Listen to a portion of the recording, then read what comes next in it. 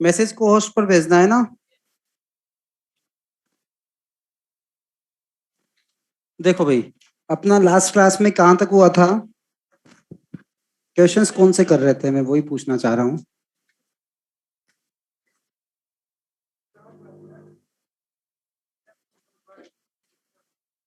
ये तो हो गए होंगे। हाँ, पुली हो गई, पुली खत्म हो गई। बताओ कौन कौन सी की पुली में। पुली सिस्टम बता दे कौन कौन सा किया। किसी ने तो लिखे होंगे। हाँ, पुली में कौन कौन से हुए। ये कल एब्सेंट था लास्ट क्लास में। ठीक है,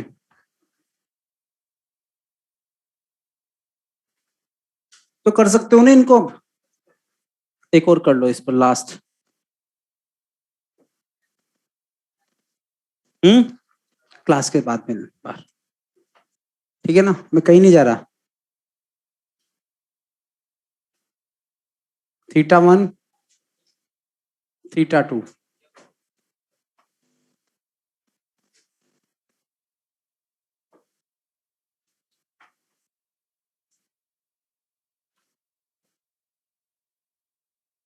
theta 1 and theta 2 mass m1 mass m2। Acceleration इधर कंसीडर किया हमने। Find acceleration and tension of the find acceleration and tension.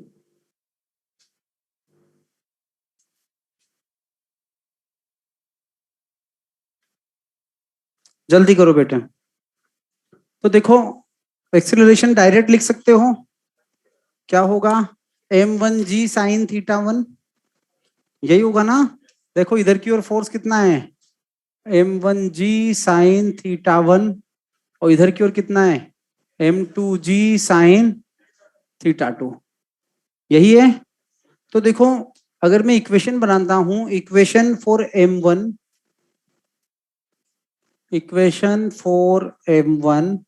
तो इक्वेशन क्या होगी, m1g sine theta 1 minus T.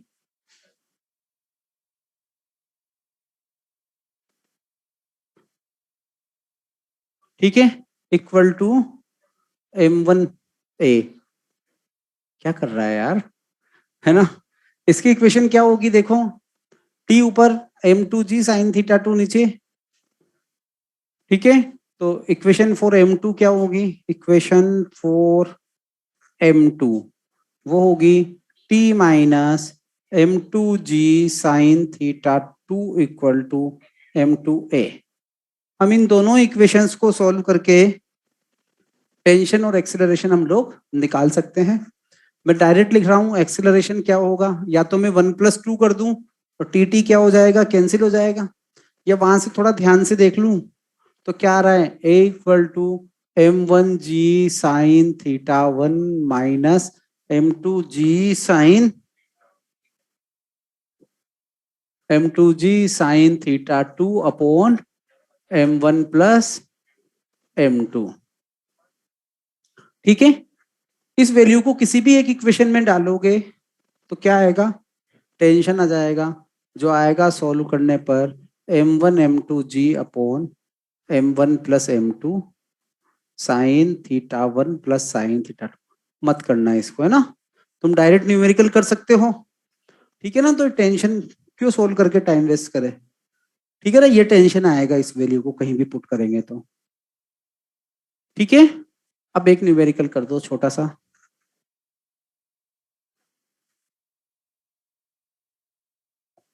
37 degree 53 degree,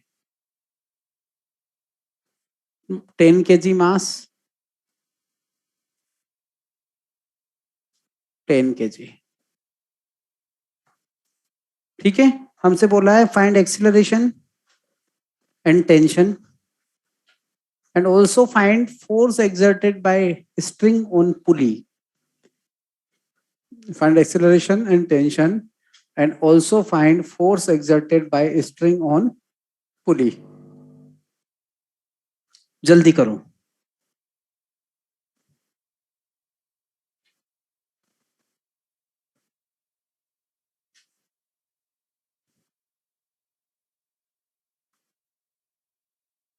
करो जल्दी. साइन 37 साइन 53 की वैल्यूज पता है. 1 मीटर पर सेकेंड स्क्वायर आ रहा है. ठीक है.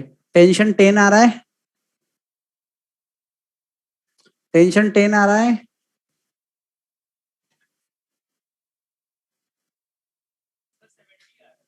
सेवेंटी आ रहा है. 70 होगा. टेंशन 70 आ रहा है. Force exerted by string on pulley. Third part क्या था? Force exerted by string on पुली.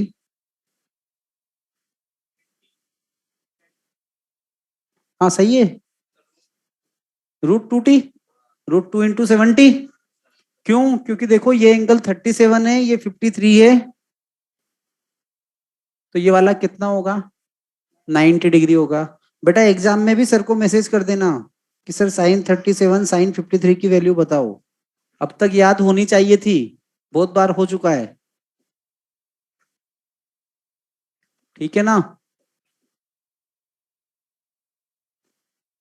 तो इधर की ओर कितना फोर्स लगेगा? 10G साइन 37 मतलब 60 न्यूटन. यही किया होगा सब लोगों ने.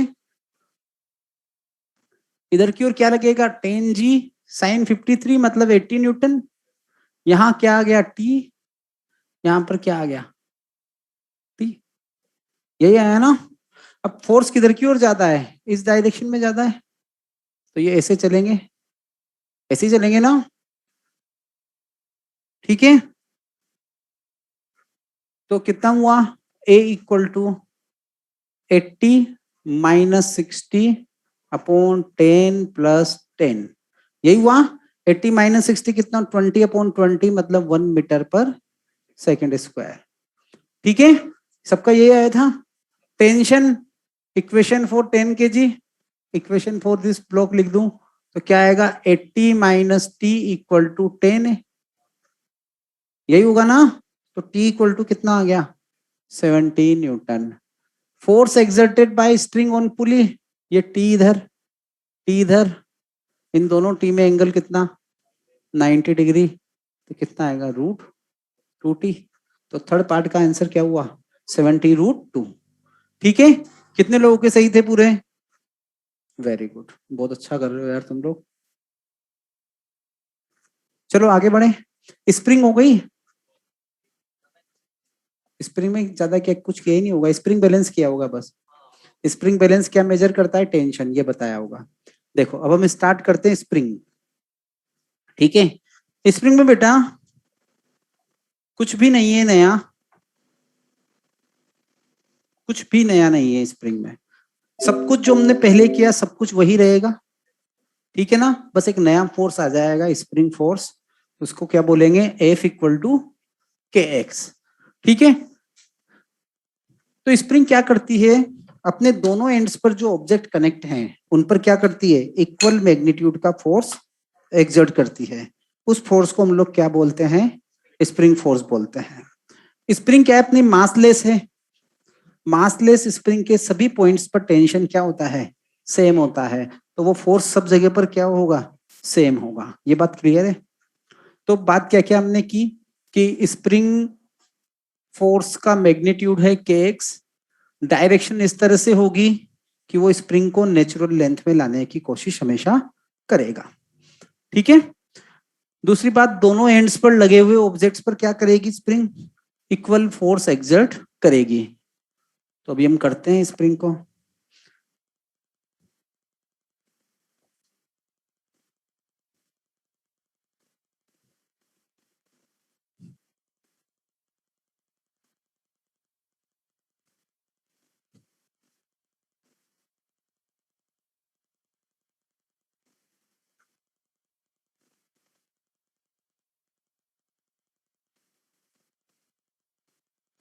क्या यार,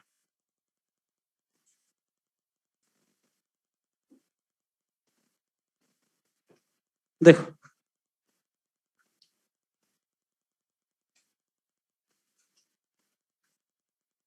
सर्कल मॉड्यूल के क्वेश्चन की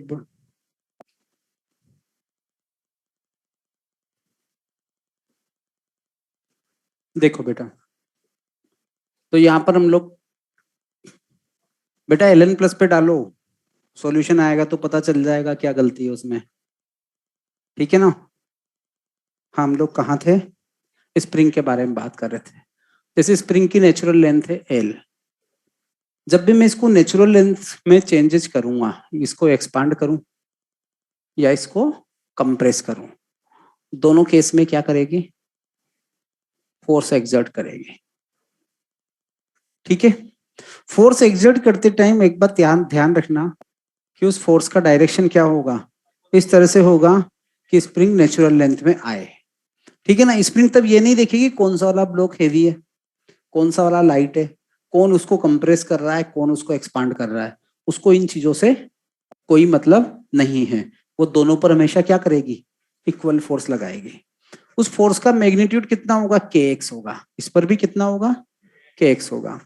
डायरेक्शन हमने क्या बोली कि डायरेक्शन इस तरह से होगी कि वो उसको नेचुरल लेंथ में लाने की कोशिश करेगा। अब देखो बेटा, यहाँ नेचुरल लेंथ में लाने की कोशिश करना है, तो यहाँ तो एक्सपांशन हुआ, एक्सपांशन हो रहा है ना स्प्रिंग का, तो नेचुरल लेंथ में लाने के लिए क्या होगा, इसको क्या बोलेगी स्प्रिंग, इधर आओ, पास आओ, दूर चले गए, है ना।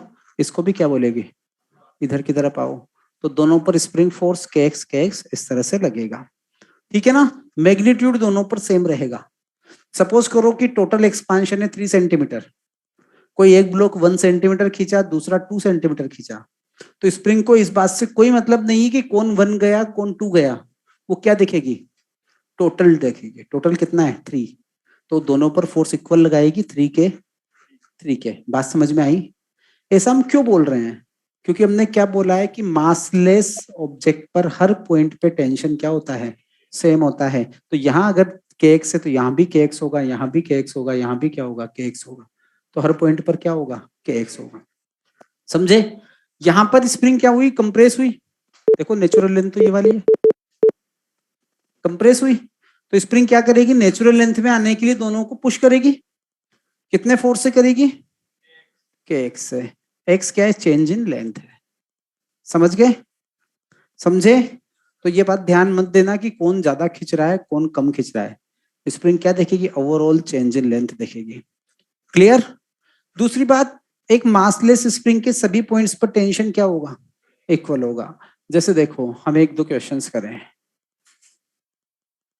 ये हमने स्प्रिंग्स बोली, K1 इक्वल टू 1000 न्यूटन पर मीटर, के की यूनिट तो पता है ना, न्यूटन पर मीटर, क्योंकि F इक्वल टू क्या होता है, kx, तो K equal to F by x.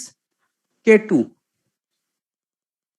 Equal to बोल दिया मैंने 500, थर्ड बोल दिया K3, ये बोल दिया 250,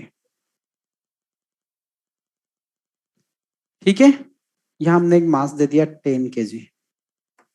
अब हमसे कहा कि find extension in each spring, तीनों स्प्रिंग्स में एक्सटेंशन बताओ।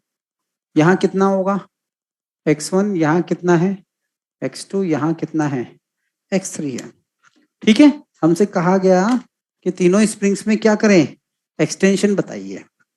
अब देखो बेटा, हमने भी क्या बोला कि मासलेस में सब पॉइंट्स पर टेंशन क्या होगा, सेम होगा, यही कहा है ना।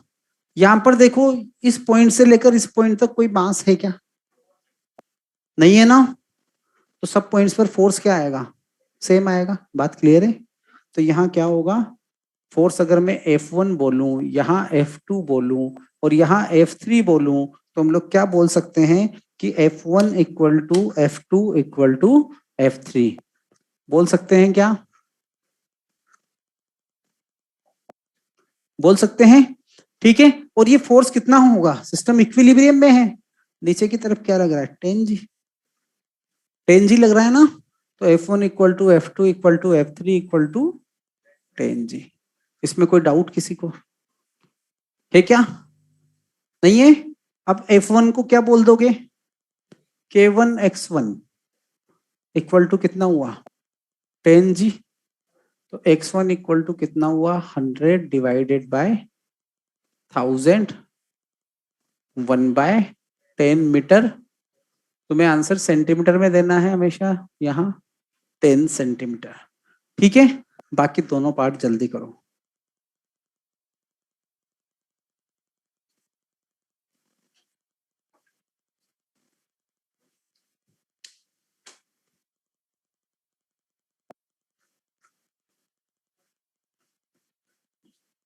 मुझे सेंटीमीटर में आंसर दो।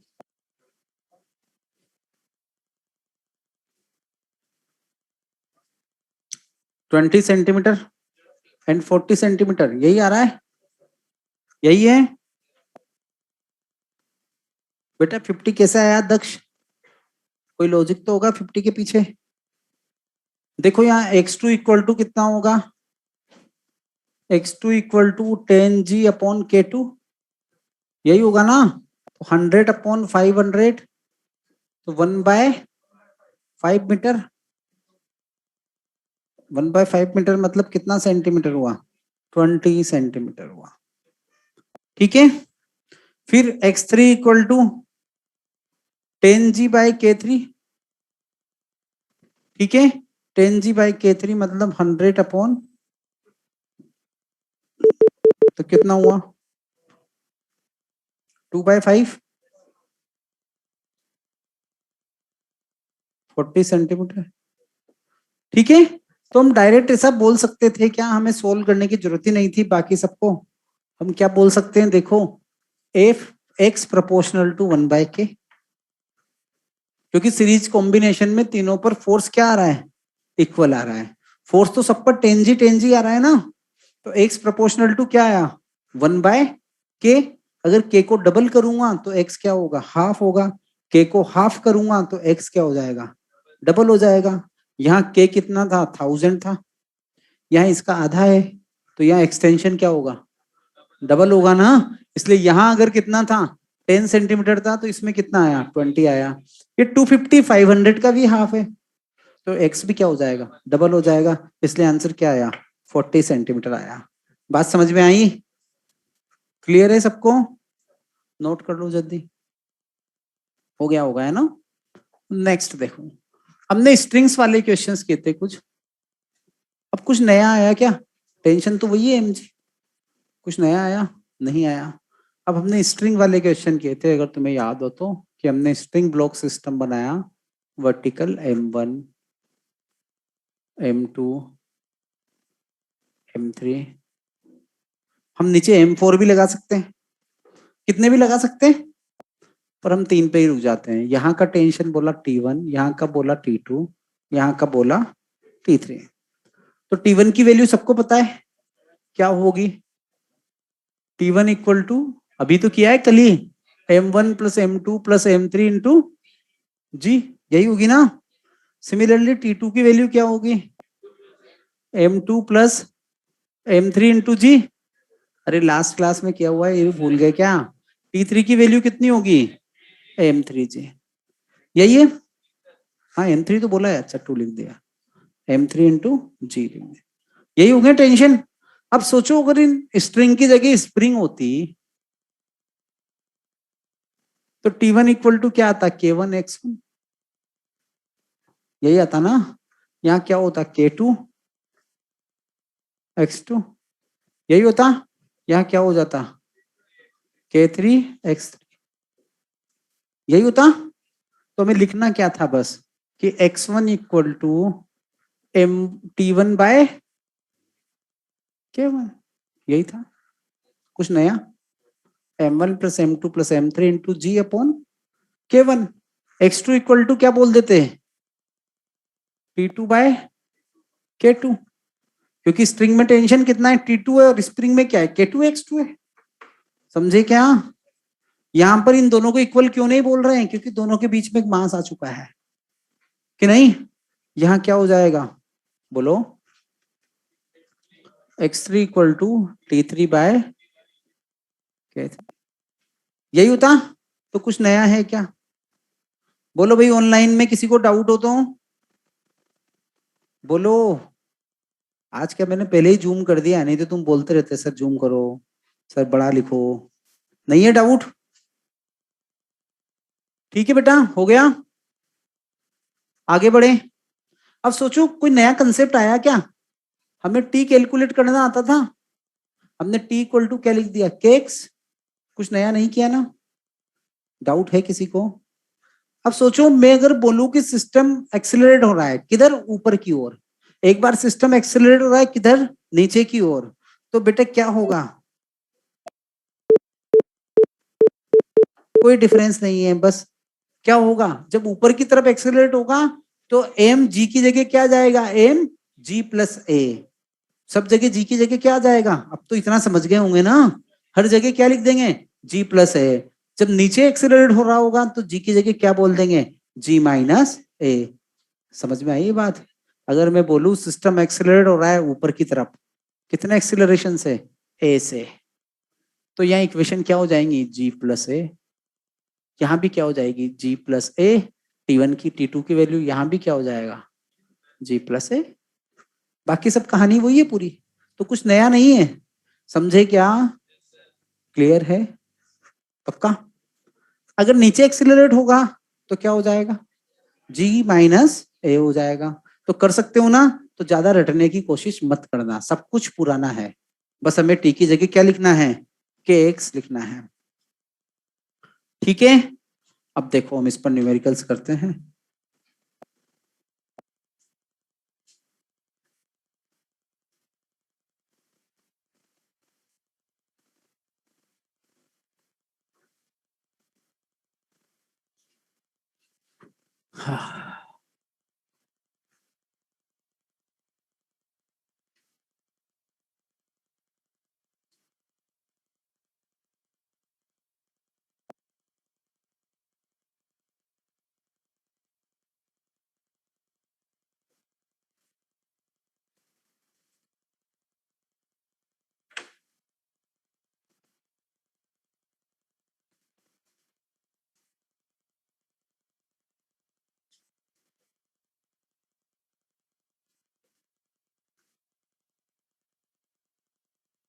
तीनों इक्वल दे दे ताकि कैलकुलेशन ज्यादा प्रॉब्लम ही ना आए। K1 K2 K3 दे दिए आप लोगों को। ठीक है, हमें क्या क्या बताना है, टेंशन की वैल्यू बतानी है। ठीक है, find T2 and T3। T1 इसमें, T2 इसमें, T3 क्या, find x1 x2 and x3 and T1 T2 and T3। ठीक है, 3 पार्ट्स दिए, find T1 T2 and T3 and x1 x2 and x3 if. First part क्या है, a equal to 2 metre पर second square upward. हाँ, second क्या है, 2 metre पर सेकेंड स्क्वायर डाउनवर्ड। ठीक है, एक बार 2 अपवर्ड, एक बार 2 डाउनवर्ड, और थर्ड टाइम बोल देते हैं a इक्वल टू 0। मतलब v क्या है, कांस्टेंट है। हाँ, तो क्या करें, अच्छा, अंदर थोड़ा ना आएगी। हाँ, क्वेश्चन में क्या है भाई, find x1 x2 and x3। T1 T2 तो मर्जी से आ जाएगा। If a equal to 2 upward, a equal to 2 downward, और थर्ड में बोल दिया a इक्वल टू 0।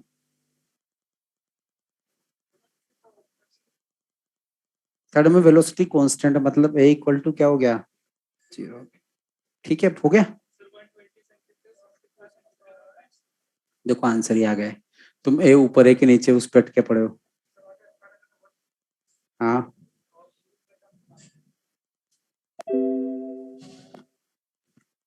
करो करो, फास्ट हो। शशांक 5 नहीं है, 9 है, 9। 9 भी नहीं है, 18 है। हाँ भाई, हो गया। देखो सिंपल है क्या, T1 इक्वल टू तो क्या आएगा बेटा, फर्स्ट पार्ट।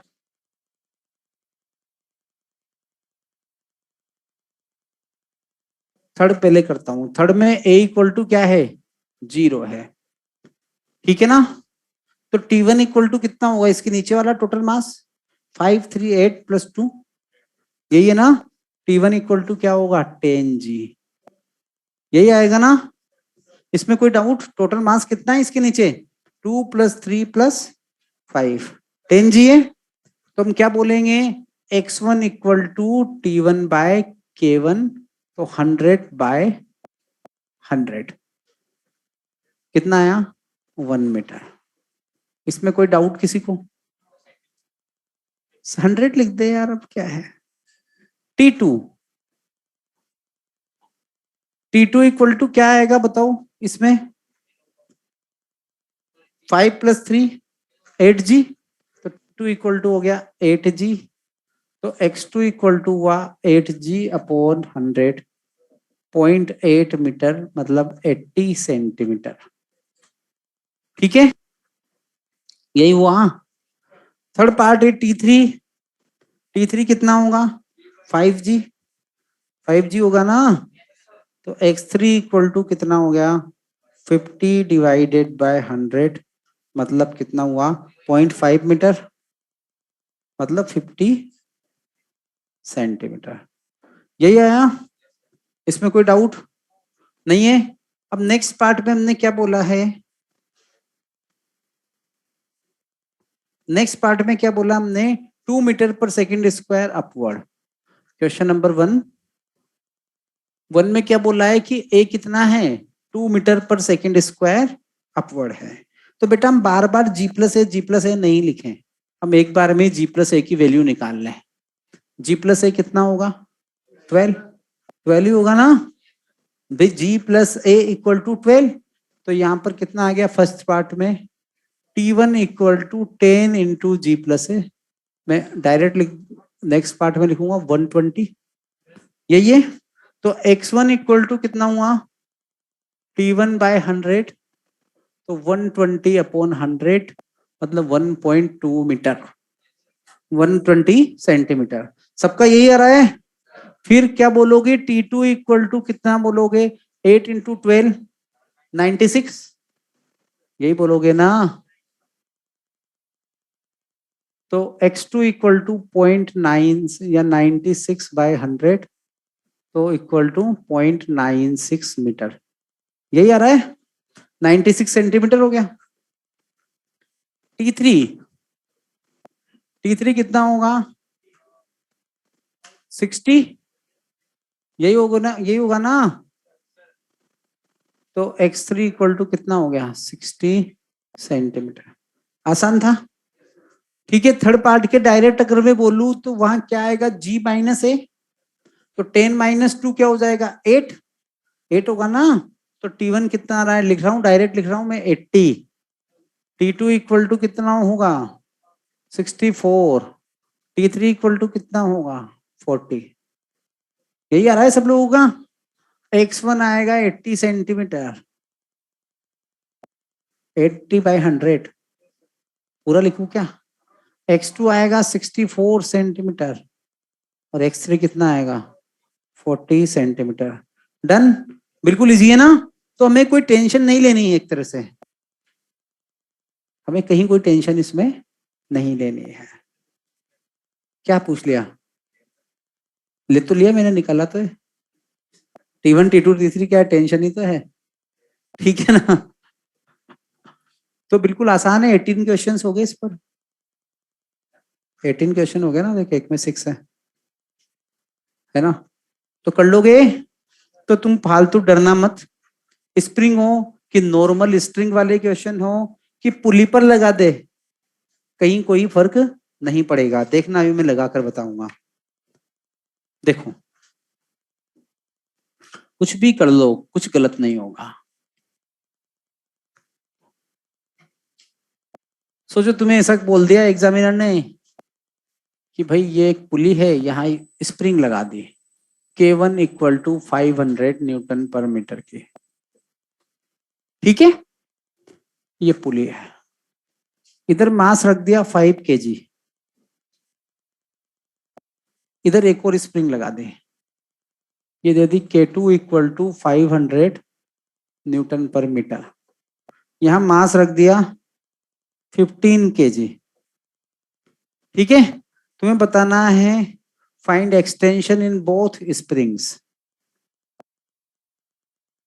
अब तुम ये मत सोचना कि यार ये तो स्प्रिंग वाले क्वेश्चन तो हमने कभी लाइफ में किए ही नहीं इस तरह के। तुम्हें क्या करना है, इन दोनों स्प्रिंग्स में टेंशन निकालना है, इसमें और इसमें। यही करोगे ना, टेंशन निकालना तो आता है ना। और टी इक्वल टू क्या लिख दोगे, के एक्स। समझ रहे हो, तो जल्दी करो करो करो।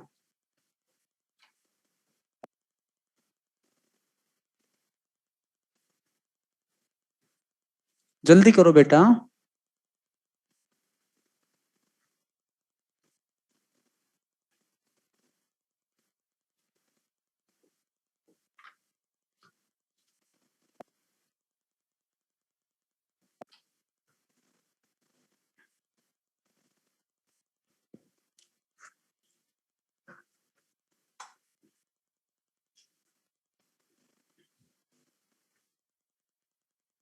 क्या आया आंसर, 50, 15। और x1 भी 15 नहीं आ रहा होगा कि 30 आ रहा है, 30 आएगा शायद। क्या है बेटा, 30 आ गया ना। तो कितना कम टाइम लगा, 1 मिनट से भी कम लगा ना।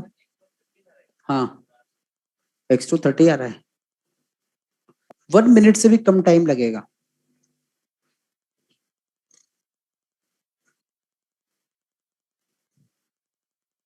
हाँ भाई, क्या आया देखो, सिंपल है। अरे इधर 15G लग रहा है, यही है ना।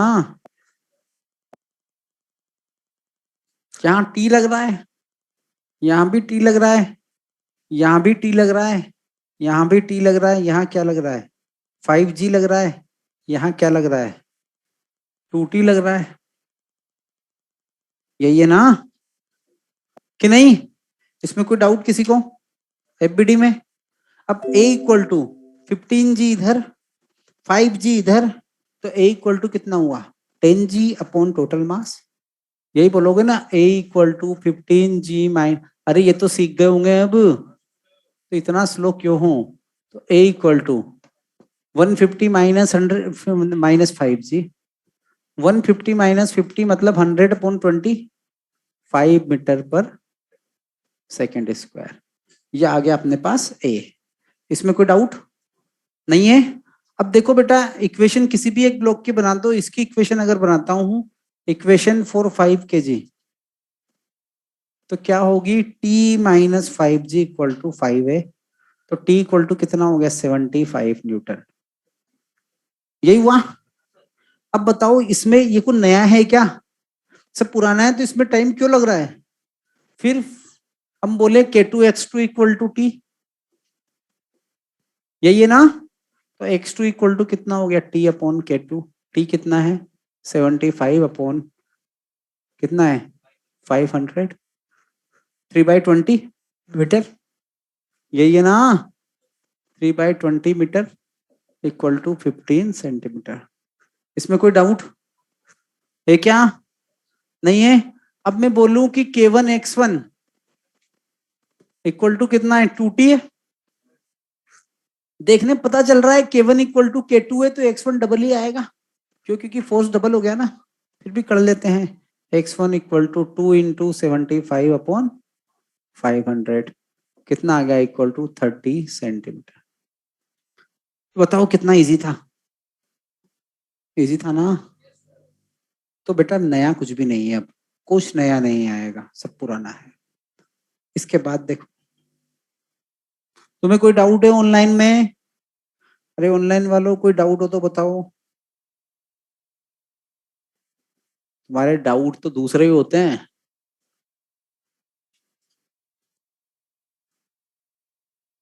क्या मिल गया, मिल गया सर, बहुत इजी है सर, वाह भाई। ये लो, ये भी कर लो।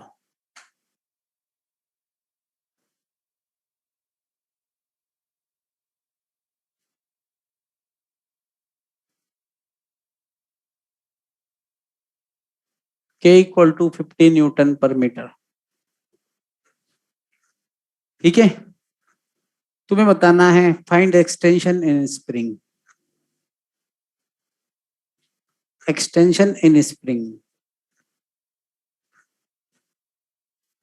जल्दी करो, देखिए सबसे पहले कौन करता है।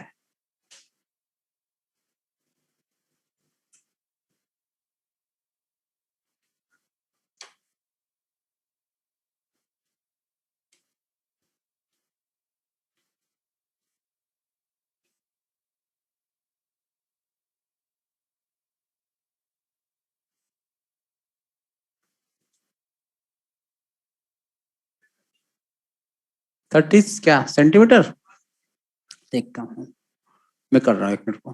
3 5 25 बाई 25/3 5 5 के 5/51/10 10 सेंटीमीटर 10 आया मेरा तो। करो बाकी लोग भी करो भाई।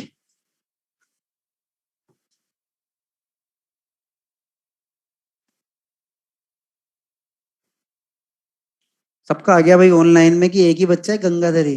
0.1 0.1 0.1 कितनी बार लिख दिया Gangadhar.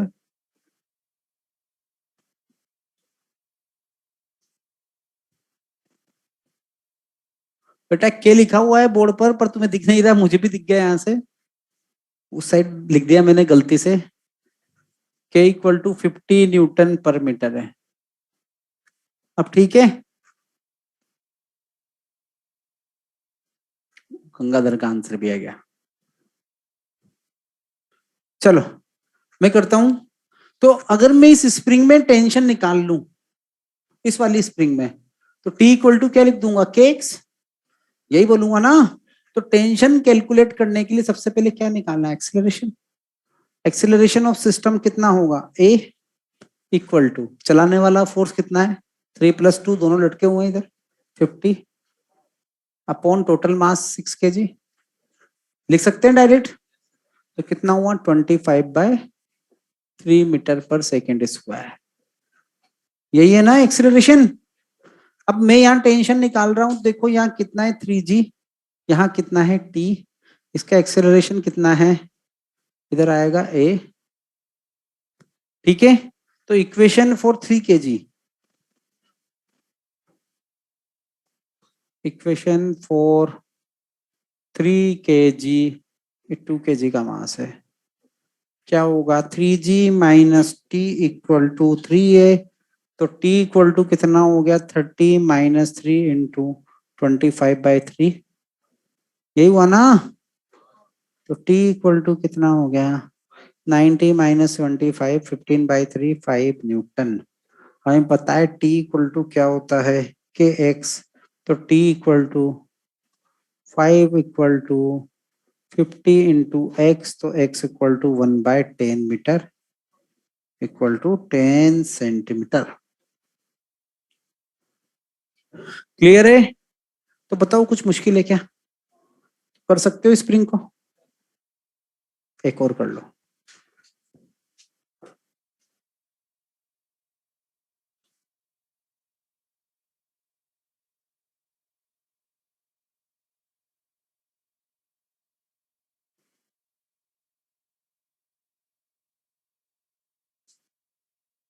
Ten k g. Find reading of spring balance, find reading of spring balance. Spring balance दिख रहा है ना, कहाँ है, ये रहा।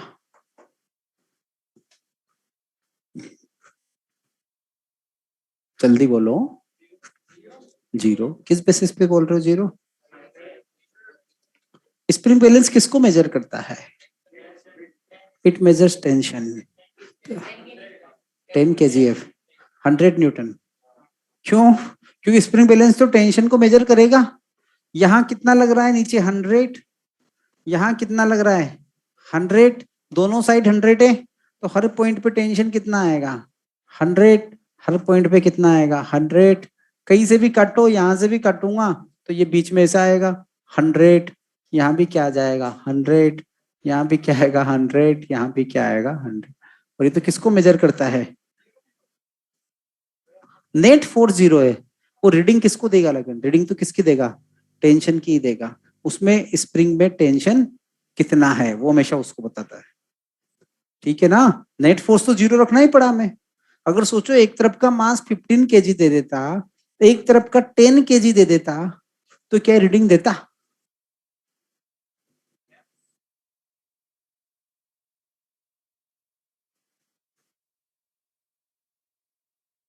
भाई स्प्रिंग बैलेंस पर तो नेट फोर्स स्प्रिंग पे तो हमेशा कितना होना चाहिए? 0 होना चाहिए ना, 0 होना चाहिए ना नेट फोर्स तो। लेकिन वो तो किसको मेजर करती है? टेंशन को मेजर करती है। तुम कहीं से भी एक जगह से काट लो, जो वैल्यू है टेंशन की वही क्या है उसका आंसर है। तो टी इक्वल टू कितना होगा? 10 न्यूटन होगा। ऐसे बच्चों के आंसर आते हैं अजीब अजीब, सर 10 इधर 10 इधर, कितना? 0। कोई बच्चा क्या करता है, सर 10 से इधर खींच रहा हूँ 10 से उधर खींच रहा हूँ, आंसर कितना है? 20, है ना। उसमें मैं बोल रहा हूँ कि अगर मास होता है ना, तब किसी ऑब्जेक्ट, मास होता है तब हम किसी ऑब्जेक्ट को नेट फोर्स दे सकते हैं। अगर मास नहीं है तो उस पर हमेशा नेट फोर्स को क्या रखेंगे? 0 ही रखेंगे। समझ रहा है? इसलिए स्प्रिंग के दोनों साइड पे मैं अलग अलग टेंशन नहीं दे सकता। क्यों नहीं दे सकता? क्योंकि उसके पास मास ही नहीं है। और ये चीज मैंने एक्सप्लेन भी की थी, क्योंकि अगर नेट फोर्स दे दिया, मास तो 0 है, तो एक्सीलरेशन क्या हो जाएगा? इनफाइनाइट हो जाएगा। तो हम तो यही बैठे रहेंगे, स्प्रिंग जाने का पूछ जाएगी। ठीक है। समझ रहे हो? समझे क्या? तो मासलेस ऑब्जेक्ट पर नेट फोर्स नहीं देते हम लोग। बेटा तुम्हारी क्या फर्स्ट क्लास है क्या? Second last, third last? हाँ, तुम्हारे फेस से लग रहा है मुझे। क्या नाम है? सब्यसाची दास। हाँ। वो राजशेखर कहाँ गया?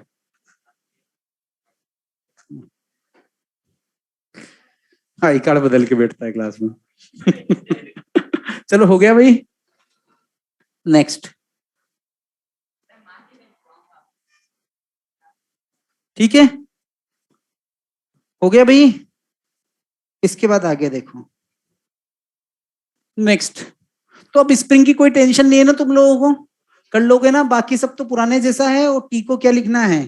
के एक्स लिखना है। इसके बाद हम बात करें स्यूडो फोर्स।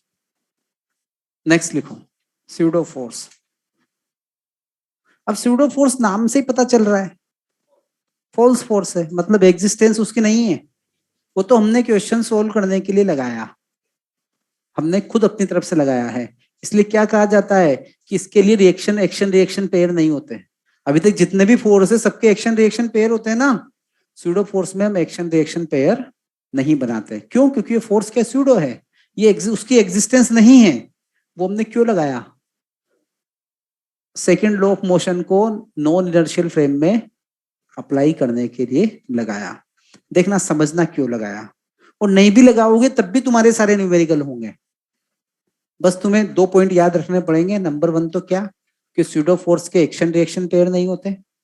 नंबर 2 क्या कि pseudo force on any object equal to mass of the object and acceleration of the system. M, where M is the mass of the object and A is the acceleration of the system, and direction of pseudo force on an object is opposite to the direction of acceleration of system. क्या क्या point बोले मैंने कि magnitude of pseudo force on an object of mass M is given by F equal to ma, where M mass is the object, mass of the object, A acceleration of the system. ठीक है, ये याद रख लेना। एक इसका action reaction pair नहीं होता। अब देखो क्या होता है। क्या हो गया गंगाधर, क्या मैसेज डाल रहे हो?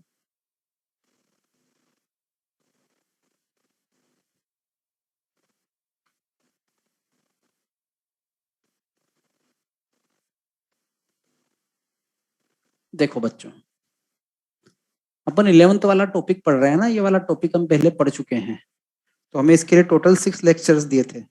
वो बोल रहे सर लिखवा भी दो ये सब। 3 बार बोल दिया, तुम्हारे पास वीडियो भी आएगा, लिख लेना 1 लाइन। और मॉड्यूल में सब लिखा हुआ है बेटा, है ना। हम लोगों को बोला गया है कि जल्दी जल्दी आपके चैप्टर्स ये 11th में हो चुके हैं। मुझे ऐसा लग रहा था 11th में नहीं हुए, आपको सिर्फ रिवीजन कराना है। चलो, क्या बता रहा था मैं? Pseudo force. तो तुम्हें मॉड्यूल में सब कुछ लिखा हुआ है कि pseudo force on object is given by F equal to m a. यहाँ पर एम क्या है? Mass of object. ए क्या है? Acceleration of system. और इसकी डायरेक्शन क्या है? Opposite to the direction of acceleration. और इसका खुद का क्या है?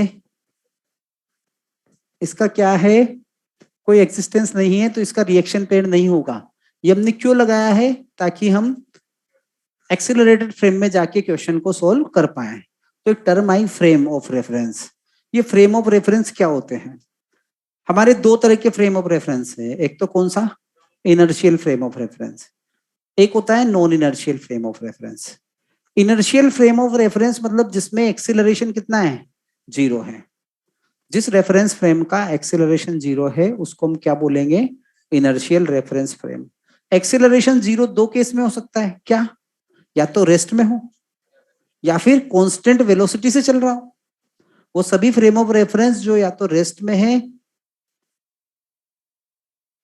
या कांस्टेंट वेलोसिटी से चल रहे हैं, वो सब क्या है, इनर्शियल फ्रेम ऑफ रेफरेंस है।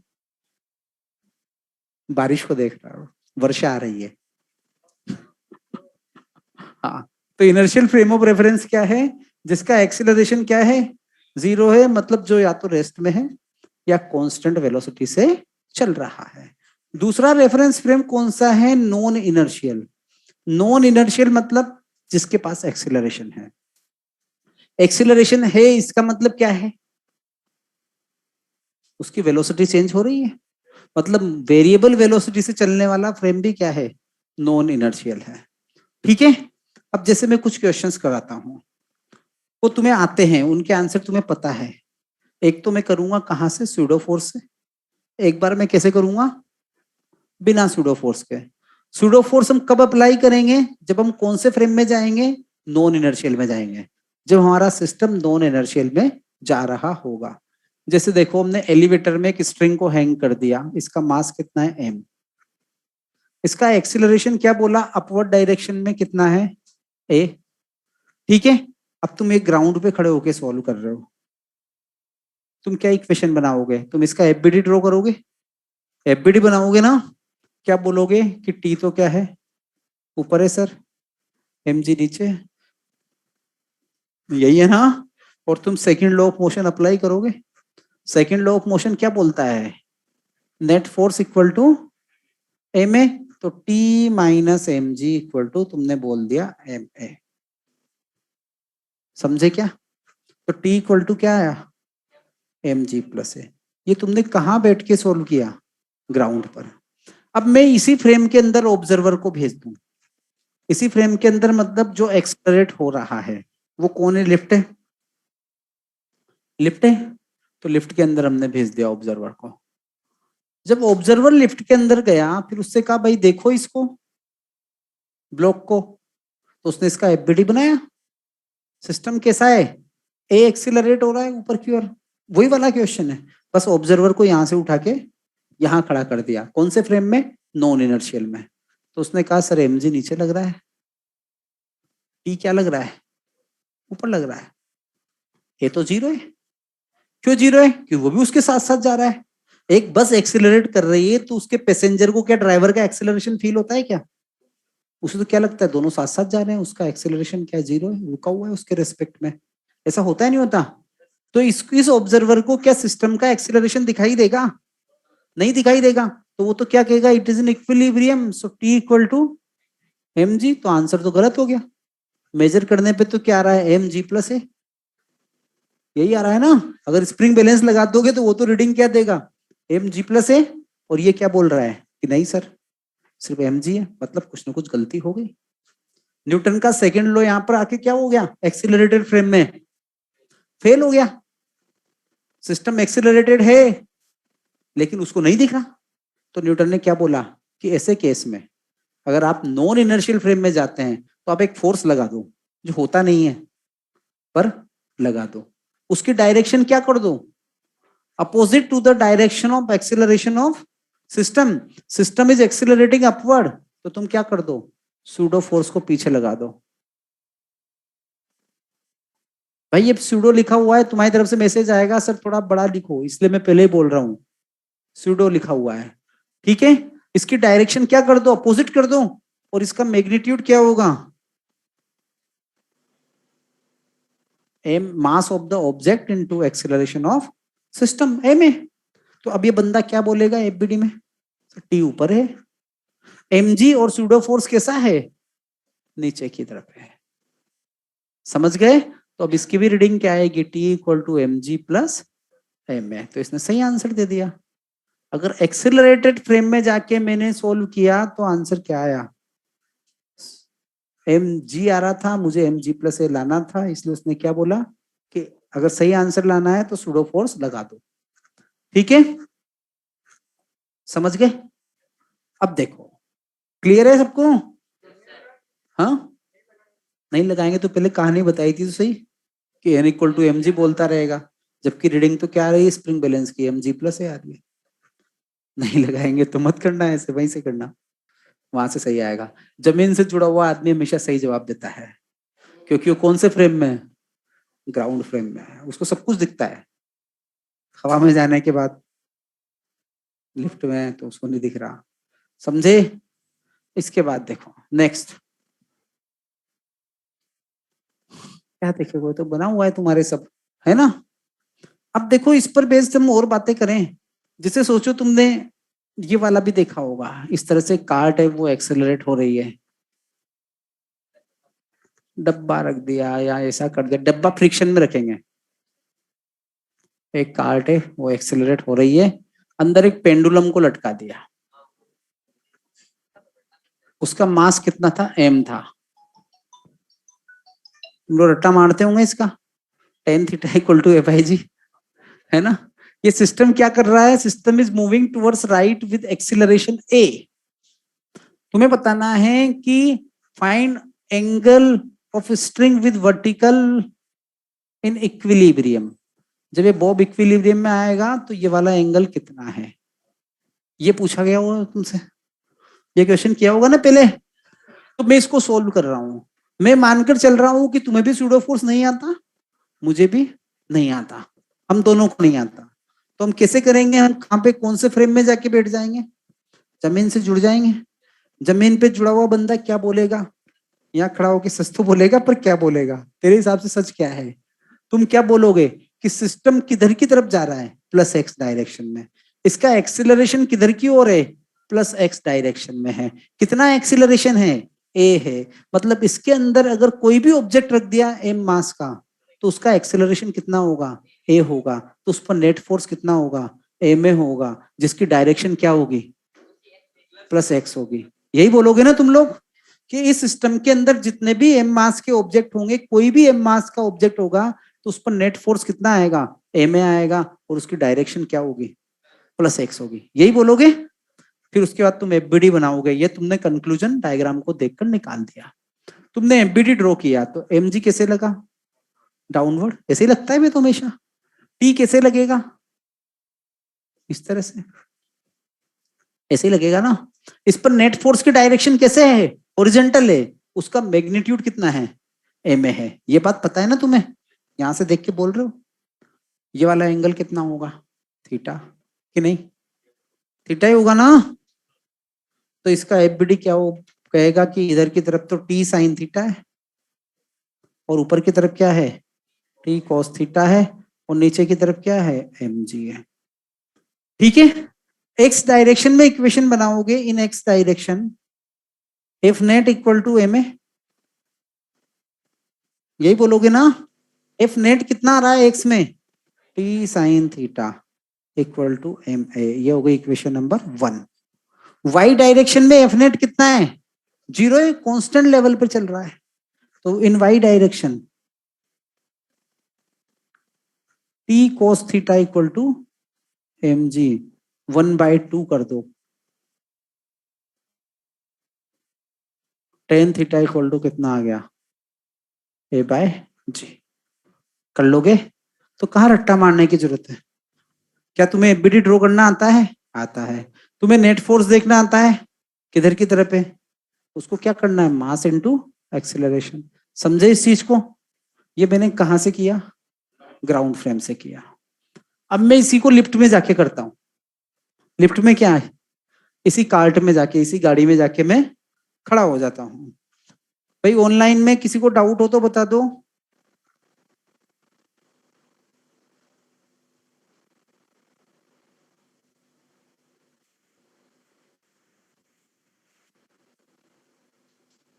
ऐसा है, तुम इसमें आके खड़े हो गए सिस्टम में। अब तुमको इसका एक्सेलरेशन थोड़ा दिखाई देगा, क्यों? क्योंकि इसका एक्सेलरेशन भी ए, तुम्हारा भी ए, दोनों की डायरेक्शन क्या है, प्लस एक्स। तो सबसे पहले तुम क्या करोगे, इस पे स्यूडो फोर्स लगा दोगे। स्यूडो फोर्स कैसे लगता है, opposite to the direction of acceleration of system, m a. नीचे की तरफ क्या लगेगा, एम जी। इधर की तरफ क्या लगेगा, टेंशन। ये वाला एंगल अगर थीटा है तो ये भी क्या होगा, थीटा। एफबीडी बनाने पर क्या पता चला, इधर टी साइन थीटा, इधर टी कोस थीटा, इधर एम जी और इधर एम ए। क्या इक्वेशन बनेगी, T sine theta equal to m a, T cos theta equal to m g. दोनों सेम लेंथ में सोल्व हो रहा है, ऐसा नहीं है कोई ज्यादा लेंथी है। पूरा काम करना पड़ रहा है ना, तो तुम्हें अच्छा लगे तो सूडो से करो, तुम्हें अच्छा ना लगे तो ग्राउंड फ्रेम से करो, आंसर क्या आएगा, सेम आएगा। ठीक है, क्लियर? तो हमें सूडो की सिर्फ वो 2-3 स्टेप्स याद रखनी है। इसके लिए एक्शन रिएक्शन पेयर नहीं होता, इसका मैग्नीट्यूड एम ए होता है, direction opposite to the direction of acceleration of system होती है। बात समझ में आई, क्लियर?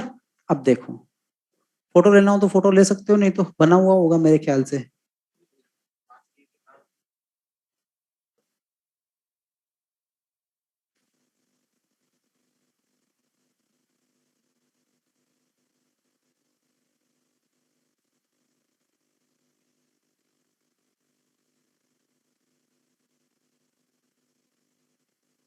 क्या रिपीट करना है सर, प्लीज रिपीट। बेटा और इस पर डालो मैसेज, को होस्ट पर। हाँ, अब देखो एक और क्वेश्चन हम करते हैं। हमसे कहा कि एक एम मास का ट्रायंगुलर ब्लॉक है, ये एंगल दे दिया थीटा, इसका भी आंसर रट लिया होगा तुम लोगों ने। इस पर स्मॉल एम मास रखा हुआ है,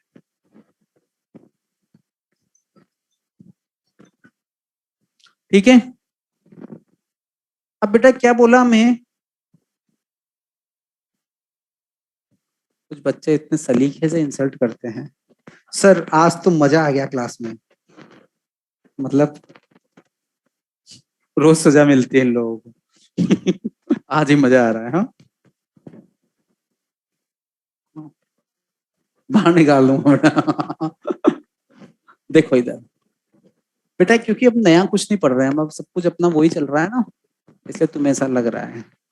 जो क्वेश्चन करना चाहते हैं सबसे होते हैं। इस पर फोर्स लगा दिया एफ, ठीक है। तुम लोगों से बोला गया कि find value of force F if small m remains at rest with respect to capital M. इसका मतलब समझे क्या कहना चाह रहे हैं, small m remains at rest with respect to capital M, मतलब एक कैपिटल एम पे ना तो नीचे गिर रहा है ना कैपिटल एम पर ऊपर चल रहा है, ये क्या कर रहा है, कैपिटल एम के चिपक के चल रहा है, मतलब एक तरह से फेविक्विक लगा दी दोनों के बीच में, ये चिपक के उसके साथ साथ चलता जा रहा है। जल्दी करो, समझोगे तो सही, सोल्व करोगे तो आए या ना आए, दिमाग लगाओ, जल्दी करो। पूरा सुन रहा है क्या, find value of force F,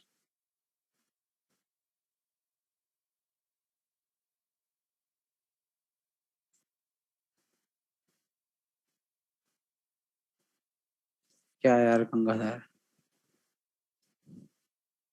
find value of force F if small m remains at rest with respect to capital M।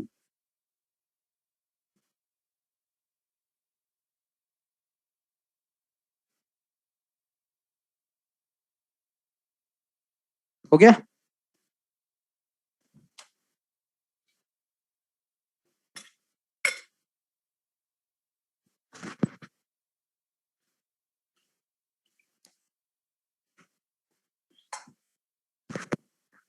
हाँ भाई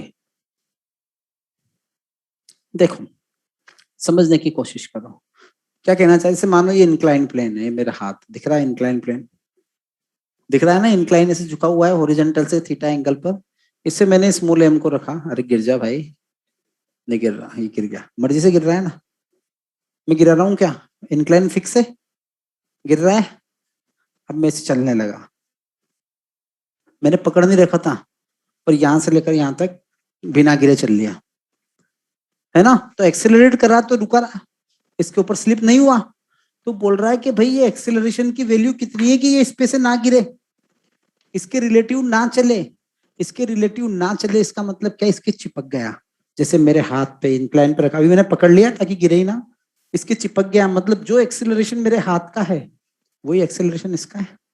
मेरा हाथ कैसे चल रहा है, प्लस एक्स डायरेक्शन में।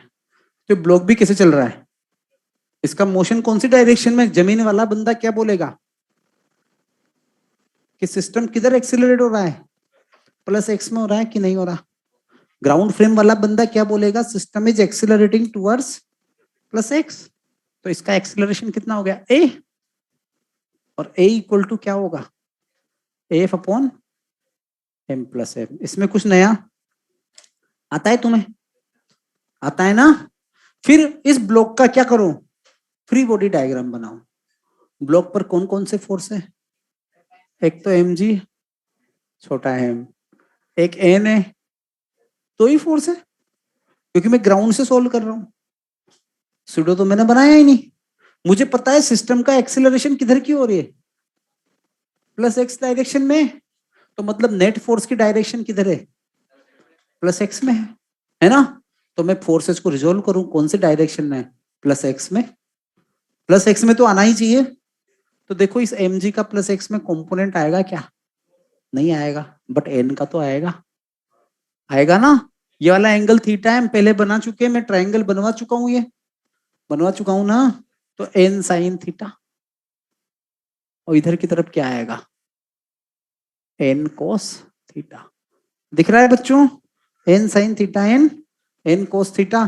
फिर हम बोलेंगे इन x डायरेक्शन, अगेन क्या इक्वेशन बोलेगी, F net equal to m a, यही होगी। एफ नेट कितना है, n sine theta equal to m a. Sir m y component क्यों नहीं हुआ, माई कॉम्पोनेंट, बेटा तुम्हारा कॉम्पोनेंट कैसे निकालूंगा, मैं समझा नहीं क्या कहना चाह रहे हो। इन वाई डायरेक्शन क्या होगा, एन कोस थीटा। अच्छा एम जी का कॉम्पोनेंट क्यों नहीं हुआ, इक्वल टू एम जी। दोबारा सुनो मेरी बात, मैंने क्या बोला था। हमने क्या बोला कि सिस्टम एक्सेलरेट किधर हो रहा है, प्लस एक्स में। तो मैं सभी फोर्सेस को रिजोल्व करूं कैसे, प्लस एक्स डायरेक्शन में लाने की कोशिश करूं। तो क्या एम जी का, अरे सुन लो भाई सुन लो गंगाधर, तो एम जी का कंपोनेंट क्या एक्स में आ सकता है क्या, 90 डिग्री है ना। तो एम जी का कंपोनेंट इसलिए नहीं लिया क्योंकि मुझे फोर्स किधर लाना था, नेट फोर्स प्लस एक्स में लाना है, क्योंकि सिस्टम किधर चल रहा है, प्लस एक्स में चल रहा है। समझ गए, इसलिए मैंने प्लस एक्स के अलोंग कंपोनेंट लिए। हो गए, इनको डिवाइड करोगे इक्वेशन को तो क्या हो जाएगा, 1/2 क्या जाएगा, tan theta equal to a by g. तो यहां से क्या आया, a equal to g tan theta, और एफ इक्वल टू क्या होता है, m plus m into a. तो एफ इक्वल टू क्या हो गया, समझे, इजी है। ये सूडो फोर्स भी हो गया। अभी मैंने सूडो तो अप्लाई नहीं किया इसमें, कहीं अप्लाई किया क्या, नहीं किया। मैंने तो कहां से सोल्व किया इसको, ग्राउंड से सोल्व किया। अब जरा मैं सूडो से सोल्व करूं, सूडो से सोल्व करूंगा मतलब मैं इसी इंक्लाइन पर आकर कुर्सी लगा कर बैठ गया है लो। तो अब मुझे एक्सेलरेशन दिखेगा ही नहीं, दिखेगा क्या, नहीं दिखेगा। तो मैं सूडो फोर्स दे दूंगा, वो कितना दूंगा, ए में। सिस्टम आगे एक्सेलरेट हो रहा है तो सूडो कैसे कर दिया, पीछे। तो यह क्या हो गया, N sine theta equal to a में। समझे क्या, तो कोई फर्क नहीं पड़ता, जबरदस्ती की एक चीज बढ़ा दी गई है। ठीक है, बस तुम्हें क्या याद रखना है, ये फोर्स हम कब लगाते हैं, जब नॉन इनर्शियल रेफरेंस फ्रेम में जाते हैं। इसका मैग्नीट्यूड क्या होता है, एम ए होता है, जहां पर ए क्या है, एक्सेलरेशन ऑफ द सिस्टम, और इसकी डायरेक्शन क्या होती है, अपोजिट। ठीक है, हो गया। अरे मेरे भाई थोड़ा दिमाग लगाओ, बिल्कुल यार तुम अपना दिमाग कहीं रख कर आते हो क्लास में। जब ए जी टेन थीटा है तो एफ इक्वल टू क्या होगा, एम प्लस एम इंटू ए होगा ना। थोड़ा कॉन्फिडेंस रखो।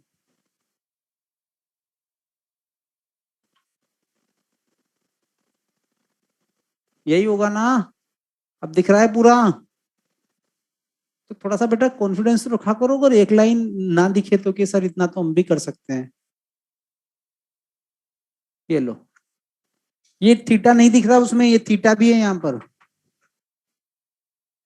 ठीक है, हो गया, सूडो से भी हो गया, कोई प्रॉब्लम इसमें नहीं है। इसके बाद एक तुमने मैकेनिकल एडवांटेज पढ़ा होगा, है ना। मैकेनिकल एडवांटेज को तुम लोग क्या याद रखते हो, लोड अपॉन एफर्ट्स, यही याद रखते हो ना। अरे याद होगा ये तो, सबको याद रखना ही है। लोड अपॉन एफर्ट्स मतलब तुम कितना वेट उठाना चाहते हो और उसके लिए तुम्हें कितना प्रयास करना है उसको उठाने के लिए। जैसे मानो कि मैं 100 न्यूटन का ऑब्जेक्ट उठाना चाहता हूं, मैं 25 न्यूटन फोर्स ही लगाना पड़ रहा है, तो एडवांटेज कितनी हो गई, 4। 25 न्यूटन लगाकर मैं 100 को उठा पा रहा हूँ, मतलब मेरी मैकेनिकल एडवांटेज कितनी हुई, 4 हुई। 4 टाइम्स आउटपुट मिल रहा है। इसको ऐसे बोल सकते हो, आउटपुट अपॉन इनपुट। समझे क्या। जैसे सोचो, mechanical advantage equal to load upon effort, यही होगा। जैसे सोचो बेटा कि ये एक इंक्लाइन है, इस पर एक ब्लॉक को रख दिया, इसका मास कितना है एम, तो लोड तो क्या है, मुझे इसको हिलाना है, मतलब कितना वेट हिलाना है, एम जी। इसमें लोड कितना हो जाएगा, एम जी हो जाएगा ना। इस इंक्लाइन पर चलाना है मुझे, तो मिनिमम कितने एफर्ट्स लगाने पड़ेंगे, एम जी साइन थीटा। अगर देखो इधर की तरफ इसका कंपोनेंट क्या आ रहा है, अलोंग द इंक्लाइन, समझ रहे हो क्या। तो एफर्ट्स इक्वल टू कितना हो गया, एम जी साइन थीटा, तो एम ए इक्वल टू कितना हो गया, m g upon m g sine theta equal to क्या आ गया, 1/साइन थीटा। समझे, समझे क्या। नेक्स्ट देखो इसमें जरा एक दो और देखो। जैसे मुझे प्लेटफॉर्म को उठाना है, इसका मास है 100 kg और मैं इस तरह से सिस्टम बना के बैठा हुआ हूं।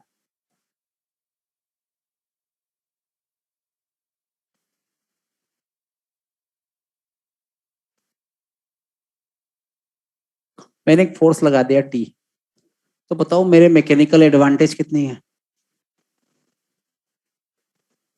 देखो वेट तो कितना उठाना है, 100 g, नीचे कितना लग रहा है, 100 g लग रहा है, यही लग रहा है ना। और मैंने एफर्ट्स कितने किए, ओनली टी, मैं टी फोर्स लगा रहा हूँ, कितना एफर्ट किया, टी लगा रहा हूँ, लेकिन मैं टी लगा रहा हूँ तो इसको कितना मिल रहा है प्लेटफॉर्म को, 4 टाइम्स मिल रहा है ना।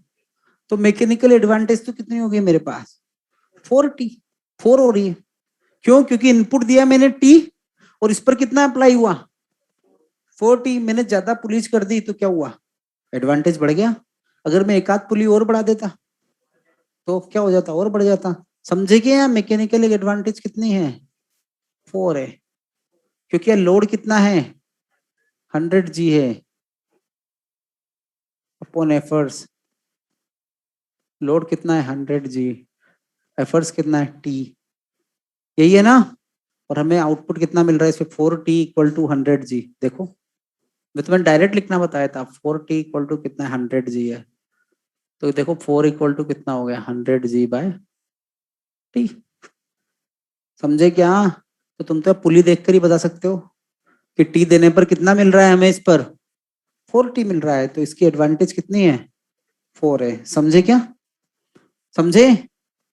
एक तो डायग्राम और बने होंगे, एक तो और बना देता हूँ। टाइम हो गया मुझे पता है बेटा, मेरा भी हो गया, लेकिन अभी इसको अधूरा छोड़ूंगा, क्या मतलब आ रहा है। वैसे भी 5 मिनट्स फर्स्ट बिगड़ ही जाते हैं लगभग ऑनलाइन वाली में, कि नहीं बिगड़ते, हमेशा यही होता है। आज भी नेटवर्क स्लो था।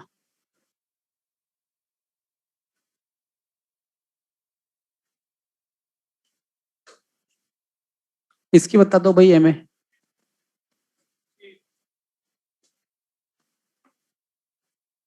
सिक्स है ना। T T T T T T कितना हो गया? 6 ओनली। मैकेनिकल एडवांटेज कितनी हुई? 6 हुई। समझ गए? तो निकाल दोगे। दूसरी बात और एक बस लास्ट चीज, तुम्हें एक क्वेश्चन देखा होगा, ratio of inertial mass and gravitational mass क्या होता है? 1 होता है। ये मत सोचना अलग अलग तरह के मास है। Ratio of gravitational mass and inertial mass module में मिला होगा तुम्हें, अगर सोल्व किया होगा तो। सोल्व नहीं किया होगा। वो 1 होता है। क्यों? ग्रेविटेशनल मास mg अपॉन जी, इनर्शियल मास ma अपॉन ए। समझ गया ना? तो बचेगा क्या? ए भी बचेगा ना। तो ग्रेविटेशनल और इनर्शियल का रेशियो क्या होगा? 1 ही होगा। ठीक है बेटा, जाओ भले ही बाहर। तुझे डाउट पूछना था ना, आजा। पूछ रहा था।